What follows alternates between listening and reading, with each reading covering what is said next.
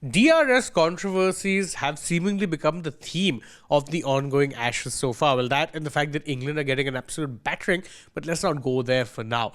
The truth is that DRS and Snicko in particular have been coming under a lot of fire throughout this particular series, but things only really got much worse once the Alex Carey situation took place on day one of the third test. In what seemed like a clear out decision, Snicko ended up actually getting it wrong because they showed the replay of the previous ball and that seemed like it was not out, whereas he had actually nicked it. And if the right one had been shown, Carey would have been out well before his century, and well, this could have been a very different looking test match. But this time around, it was England who fell afoul of it, or not one, but potentially two separate occasions, both of them involving Jamie Smith. How so? Well, let's look at situation number one. And this was when a bouncer was targeted at Jamie Smith, and you can see on your screen that it ended up going rather close to his head, and there was a clear spike. But there were two major points of contention here. One is, as you can see on the right, the catch. The ball is quite clearly bouncing in front of his fingers, so it was seemingly not out any which way.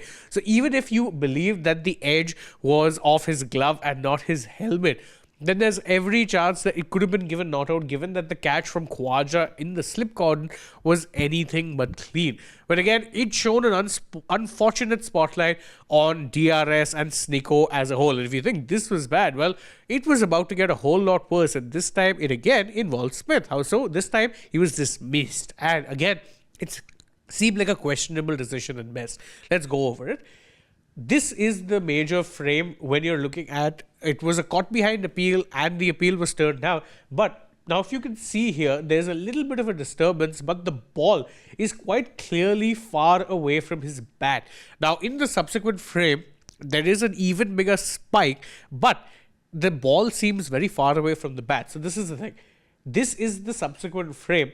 But if you look at where it is that the ball is from in both frames, as you can see in the top right of your corner, the ball is quite far away from the bat. And even in the frame on your left, you can see in the middle, right towards the Snicko, that the ball and bat, there's a considerable gap. There is, in fact, daylight space between both bat and ball. Yet there is a major spike as far as Snicko is concerned. And the umpires, they looked at this and said, well, no. This spike confirms that there is enough conclusive evidence to show that there was an edge and Smith was given out despite the fact that there's so much of a gap. So it really begs the question, what exactly is going on with Snicko? Because again, if you ask me, I think neither of those decisions were out. The first one, even if he had managed to edge it, even if you believe that it hit his helmet, it hit his glove and not his helmet, I don't think the catch was clean. So that, not much of a story. But the second one, oh my, how is it that there is such a big spike in the second frame when the ball is so far away from the bat? See, either the technology is getting it wrong or the umpires are getting it wrong. If you ask me, both of them are getting it horribly wrong. I know that umpires are told to go with what they see in terms of the spikes, but sometimes you need to use basic common sense as well. Perhaps say, no, we can't see this. You can see that there's a clear gap. So how is it that we can give this out? It's yet another controversial moment in a series that has had its fair share of DRS issues. But what were your thoughts on both of these controversial calls? Let us know that in the comments below. And don't forget, as always, to like this video, share it with your friends, subscribe to the channel, tap that bell icon. Follow us also on social media. We're on Instagram, X, and Facebook. And stay tuned for more such updates from the world of sport.